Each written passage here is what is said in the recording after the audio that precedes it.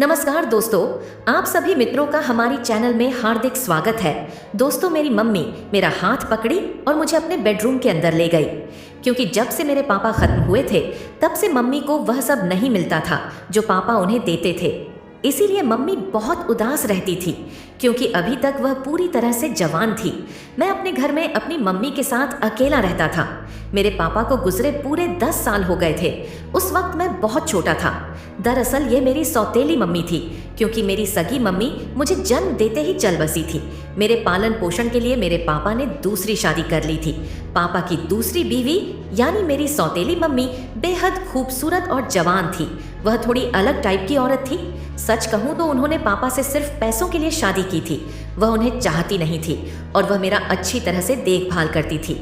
इसीलिए पापा ने सारी जायदाद भी उनके नाम कर दी थी। धीरे धीरे समय बीत रहा था और अब मैं पूरी तरह से जवान हो गया था। मेरी सौतेली माँ की उम्र 25 साल थी, लेकिन इस उम्र में भी वह इतनी खूबसूरत दिखती थी कि कभी कभी तो उनको देखकर मेरा खून उबाल मारने लगता था। ऐसे ही एक दिन मैंने उनको उस हाल में देख लिया था जिस हाल में मुझे कभी नहीं देखना चाहिए था। सौतेली माँ मेरे सामने पूरी तरह वैसे खड़ी थी। उनको देखकर मैंने अपनी आंखें बंद कर ली। मैंने सोचा यह सब धोखे में हुआ है, अभी वो यहाँ से चली जाएंगी। लेकिन जब मैंने आंख खोलकर देखा तो वो वहीं की वहीं पर खड़ी थी। वो मुझे देखकर मुस्कुरा रही थी। मैंने कहा, मम्मी क्या बात है, तुम मुझे ऐसे क्यों देख रही हो? तो वो बोली, पहले तो तुम मुझे मम्मी कहना बंद करो। मैंने कहा, लेकिन क्यों? मैं तो आपको बचपन से ही मम्मी कहता आ रहा हूँ। तो वह बोली, पहले तुम बच्चे थे लेकिन अब तुम जवान हो गए हो, और वैसे भी तुम्हें तो पता है कि मैं तुम्हारी सौतेली माँ हूँ, कोई सगी माँ थोड़ी हूँ। मैंने कहा, वह सब तो ठीक है, लेकिन आप इस तरह से मेरे सामने क्यों खड़ी हो? तो वह मेरे पास आकर बड़ी धीमी आवाज में बोली, बेटा अब मुझसे रहा नहीं जाता, अब तुम ही बताओ मैं अपने आप को कब तक रोक के रखूं? मैंने कहा, मैं कुछ समझा नहीं। तो वह बोली, तुम्हारा सिर्फ शरीर बढ़ा हुआ है, लेकिन अक्ल से तो तुम अभी भी बच्चे हो। फिर वह मेरा हाथ पकड़ी और बोली, तुम मेरे साथ कमरे में चलो, वहां मैं तुम्हें सब कुछ समझा दूंगी। फिर वह मेरा हाथ पकड़ के मुझे अपने बेडरूम में ले गई। तो भाई लोग कैसे हैं आप लोग? भाई लोग, अगर आपको जानना है कि मेरी सौतेली माँ मुझे अपने कमरे में क्यों लेकर गई तो वीडियो को आखिरी तक जरूर देखना। भाई लोग, करीब साल भर पहले की बात है। मेरे पापा मेरी मम्मी को लेकर दिल्ली में रहते थे। उस समय मेरा जन्म नहीं हुआ था। मेरे पापा का मिनरल वाटर का बहुत बड़ा बिजनेस था। उनका बहुत अच्छा काम चलता था। बड़े अच्छे दिन कट रहे थे। मेरे जन्म के कुछ दिन बाद ही मम्मी चल बसी। अब पापा के लिए मुझे पालना बड़ा मुश्किल हो गया था। गांव से भी सब लोग दिल्ली आ गए थे। घर वाले पापा को यही समझा रहे थे कि अगर तुम्हें बच्चे को जिंदा रखना है तो तुम्हें जल्द ही एक दूसरी शादी कर लेनी चाहिए। वैसे पापा का मन बिल्कुल भी नहीं था, क्योंकि वह मम्मी से बहुत प्यार करते थे, लेकिन उन्हें मजबूरी में दूसरी शादी करनी पड़ी। धीरे धीरे समय बीतता गया और अब मैं 16 साल का हो गया था। मैं देखता था कि पापा सौतेली माँ से ज्यादा बातचीत नहीं करते थे, वह बस काम से काम रखते थे। मैंने देखा सौतेली माँ दिखने में काफी सुंदर थी और उनका वह सब भी बिल्कुल किसी हीरोइन से कम नहीं था। फिर भी पापा उनसे ज्यादा बोलते नहीं थे। एक दिन जब मेरी सौतेली माँ अपने कमरे में बैठी थी तब मैं उनके पास गया। मैं तो उनको देखता रह गया। उनकी प्रॉपर्टी के कुछ हिस्से खुले हुए थे और यह सब देखकर मेरा मन अंदर से उथल पुथल करने लगा। मुझे देखकर सौतेली माँ बोली, क्या बात है बेटा, कुछ चाहिए तुम्हें? मैंने कहा, नहीं मुझे कुछ नहीं चाहिए, मैं अपने कमरे में बैठकर बोर हो रहा था तो इसीलिए चला आया। वह बोली, अच्छा आज संडे है तुम्हारा, स्कूल भी बंद होगा ना?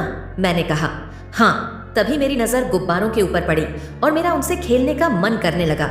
जब मैं गुब्बारे देख रहा था तभी सौतेली माँ बोली, क्या बात है, तुम्हें गुब्बारे पसंद है क्या? मैंने बिना संकोच के बोल दिया, हाँ मुझे गुब्बारे बहुत अच्छे लगते हैं। तभी वह बोली, तो फिर ठीक है, आज रात तुम मेरे कमरे में सोना, तब मैं तुम्हें गुब्बारे खेलने के लिए दे दूंगी। इतना सुनने के बाद मुझे बड़ी खुशी हो रही थी कि आज मैं गुब्बारों के साथ खेलूंगा। शाम के 8 बज रहे थे। पापा खाना खाकर सोने चले गए। मैं मेरी सौतेली माँ बोली, बेटा आज तुम मेरे कमरे में सोना। वह यह बात मेरे पापा को सुनाने के लिए बोल रही थी, तो पापा ने भी कुछ नहीं कहा और मैं अपनी सौतेली माँ के साथ उनके कमरे में सोने चला गया। अभी मैं बच्चा था तो मेरे पापा को भी इस बात से कोई ऐतराज नहीं हुआ। मैंने देखा कि सौतेली माँ ने प्रॉपर्टी के कुछ हिस्सों को खुला कर दिया और फिर वह सोने लगी। यह सब देखकर मैं बेकाबू हो रहा था। मुझे नींद नहीं आ रही थी। तभी सौतेली माँ बोली, क्या हुआ, तुम इतना हिलडुल क्यों रहे हो? मैंने कहा मम्मी मुझे नींद नहीं आ रही। फिर वह मेरी तरफ मुंह कर ली और बोली तुम तो दिन में भी नहीं सोए थे, फिर क्यों नींद नहीं आ रही? जब वह मेरी तरफ मुंह करके सो रही थी तो मेरी आंखें सिर्फ उसी चीज पर टिकी थी जो इस समय आपके दिमाग में भी चल रही है। मैंने सोचा शायद मेरी सौतेली माँ मुझे गू खेलने के लिए देंगी, मगर वह तो सो गई थी। उसके बाद मैं ऊपर से नीचे तक उन्हें देखकर खुश हो गया। सुबह कब हो गई पता ही नहीं चला। फिर मैं बाथरूम गया और जल्दी से नहा धोकर तैयार हो गया। मैंने देखा मेरा स्कूल समय भी हो गया था तो मैं स्कूल चला गया। शाम को जब मैं स्कूल से वापस घर आया तो मैंने देखा कि मेरी सौतेली माँ सोफे पर सो रही थी। वह मुझे देखकर बोली तुम आ गए, आओ मैं तुम्हें खाना निकाल कर देती हूँ, खा लो। इतना कहकर वह बाथरूम में नहाने चली गई। अब जब भी मैं अपनी सौतेली माँ को देखता था तो मेरा उनके साथ कबड्डी खेलने का बहुत मन करता था। जैसे जैसे समय बीत रहा था वैसे वैसे मुझे सौतेली माँ बहुत अच्छी लग रही थी। अब मैं 20 साल का हो गया था, इसीलिए अब मेरा भी मन करता था। अब मैं ज्यादातर अपनी सौतेली माँ के आगे पीछे घूमता रहता था। कहीं ना कहीं उन्हें भी इस बात की भनक थी कि मैं उनको जन्नत की सैर कराना चाहता हूँ, क्योंकि वो भी मुझसे कभी कभी ऐसी बातें कर देती थीं जिसे सुनकर मैं सोचने पर मजबूर हो जाता था कि आखिर वह यह बात कैसे बोल देती हैं। एक दिन तो वह मुझे यह तक नहीं बोलती कि जब से तुम जवान हो गए हो तुम मेरे आगे पीछे बहुत घूम रहे हो। मैंने कहा मम्मी ऐसी कोई बात नहीं है। तो वह बोली अच्छा एक बात बताओ तुम्हें मैं कैसी लगती हूँ? मैंने कहा आप मुझे बहुत अच्छी लगती हो। तो वह बोली अगर मैं तुम्हें वो करने का मौका दूं तो क्या करोगे? मैंने कहा आपको चांद पर पहुंचा दूंगा। वह मुस्कुराने लगी और बोली चलो जाओ, अभी तुम बच्चे हो और यह सब करने में बहुत मेहनत लगती है। रात को जब मैं अपने कमरे में सो रहा था तो मेरे कानों में बस मेरी सौतेली माँ की बातें गूंज रही थी। अब मुझे लगने लगा था कि मम्मी भी मेरे साथ वह करने के लिए मन बना रही है, नहीं तो वह यह सब बातें मुझसे नहीं कहती कि तुम्हें करने का मौका दूं तो तुम क्या करोगे। यही सब सोचते हुए मैं सो गया। सुबह उठकर रोज की तरह मैं स्कूल जा रहा था। तभी मेरी सौतेली माँ के पास किसी का फोन आया। उसके बाद वह अचानक रोने लगी। उनको रोता देखकर मैं भी परेशान हो गया। मैं उनके पास गया और वजह पूछी तो वह बोली तुम्हारे पापा अब नहीं रहे, वह कंपनी में करंट से चिपक गए। इतना सुनते ही जैसे मेरे पैरों के नीचे से जमीन खिसक गई। उसके बाद हम तुरंत उस कंपनी में पहुंचे। जब हम वहां पहुंचे तो पता चला कि पापा का पोस्टमार्टम करने के लिए भेज दिया गया है। इस दुख से निकलने में हमें 2 महीने लग गए। अब हम सामान्य हो गए थे। पापा ने मेरे नाम से बैंक में बहुत सेविंग की थी। ये बात उन्होंने मुझे पहले ही बता दी थी और पापा के जाने के बाद हमारा खर्चा उन्हीं पैसों से चलता था। एक दिन मैंने नोटिस किया कि मेरी सौतेली माँ मुझे बड़े ध्यान से देख रही थी। मैंने कहा मम्मी क्या बात है, तुम मुझे ऐसे क्यों देख रही हो? उसके बाद वह मेरे पास आकर बैठ गई और बोली मुझे तुम्हारे पापा के जाने का बहुत दुख है। मैंने कहा हाँ मम्मी, मैं अपने पापा को कभी नहीं भूल सकता। फिर सौतेली माँ बोली अब हमें पुरानी बातों को भूलकर आगे की जिंदगी पर रोशनी डालनी चाहिए। मैंने कहा हाँ मम्मी तुम ठीक कह रही हो। मेरी सौतेली माँ मुझसे चिपक कर बैठी थी। आज मुझे उनकी हरकतें कुछ बदली बदली लग रही थी, क्योंकि आज से पहले वह मेरे इतने करीब कभी नहीं आई थी। वो मेरा हाथ अपने हाथ में पकड़कर बोली अच्छा अब तो तुम पूरी तरह से जवान हो गए हो, तो शादी वादी करने का इरादा है कि नहीं? मैंने कहा इरादा तो है, लेकिन मुझे लड़कियों में थोड़ा कम इंटरेस्ट है। तो वह बोली क्यों, तुम लड़की से शादी नहीं करोगे तो किससे करोगे? मैंने कहा मुझे तो अपने से बड़ी उम्र की औरतें बहुत अच्छी लगती हैं। सच बात तो यह थी कि मैं अपनी सौतेली माँ को बहुत पसंद करता था, लेकिन यह बात मैंने उनसे कभी नहीं कही थी।